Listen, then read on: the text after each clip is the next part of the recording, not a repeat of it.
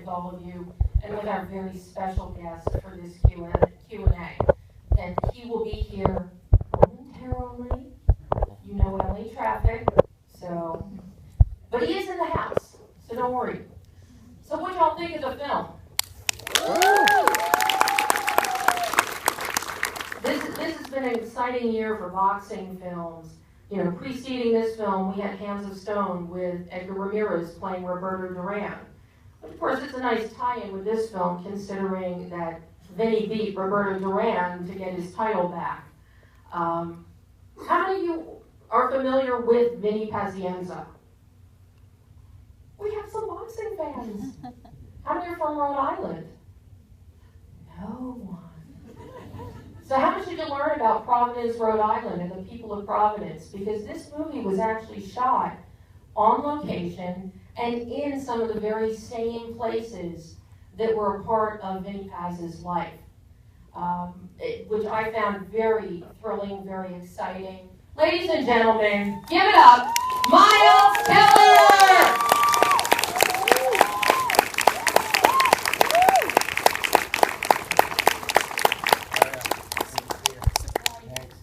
You get me tonight. Yeah, you're good. Miles and I go back a ways, back to Radical. Yes.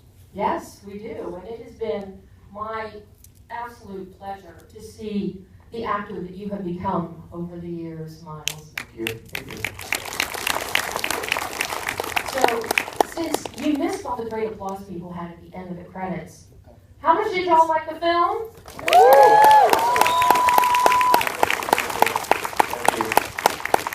And we even have some Vinny Paz fans here.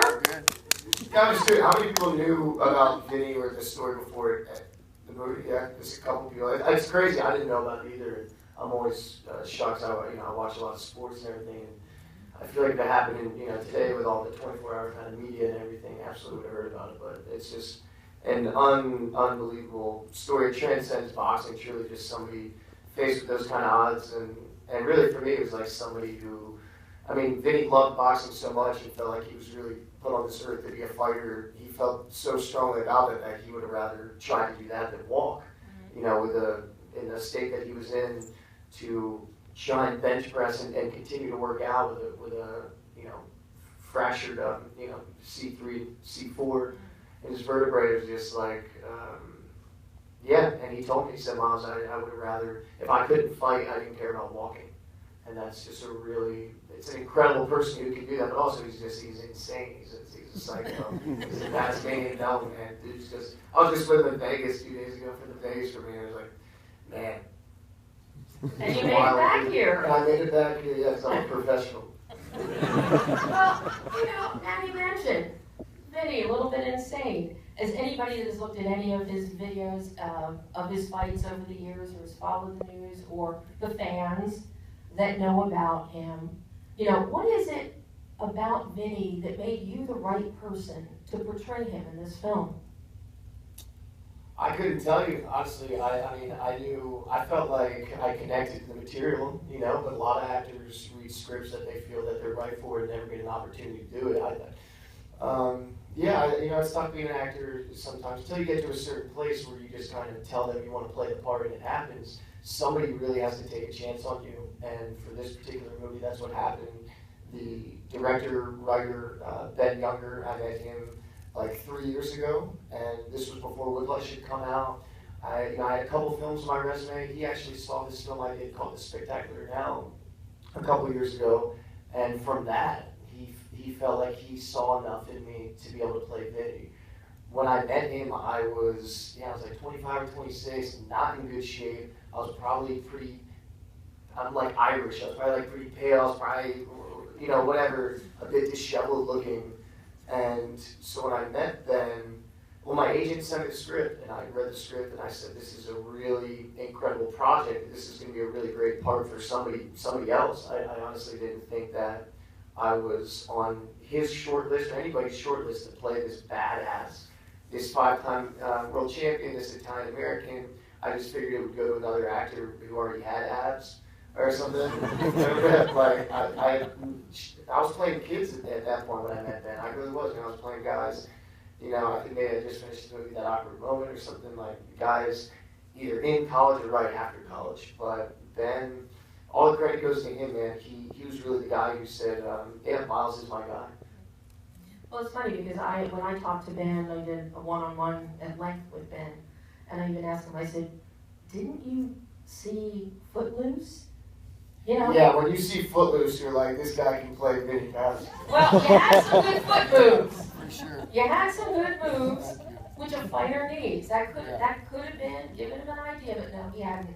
He did. He based his decision on you, on the Spectacular Now, which, testament to you, because some of your better performances, like Two Night Stand that you did with Max, Sure. it's a beautiful film. Thank you. That showed a little more maturity. Yeah. So when you get a script like this, I hear the laughter at the word maturity. When you get a script like this is really your first fully adult performance. That you make the transition with this role. Yeah, I mean, absolutely, I could have, I thought a part like this, I thought it was like a couple of years off. I don't know, I felt like for him to offer me that part at that point in my life, I felt really fortunate, and I was very scared, very nervous. I mean, yeah, in your 20s, you're just hoping to, hopefully you can get some characters that have some stakes, and I've been fortunate to have those opportunities. But for the most part, if you're in your 20s, you're playing somebody's son, or you're playing a friend, or you're playing, whatever. And I don't know. That's why I feel when people really want to criticize young actors, like, oh, why'd you make this choice and why'd you make that choice? We're not really making a ton of choices, man. Someone's got to say yes, and most of the time people say no. And in your 30s and 40s is when you get, for a male, that's really when you're getting the best parts, the most rich kind of text to work off of. So, but yeah, I look at actors that I admire, and just like Sean Penn and or look at Leo, those guys, and seeing what they were doing at 26, 27 years old, Pacino and De Niro, you need to really make a decision to put some real stuff down on paper, because it's easy to just float around and do these things that you're good at. I think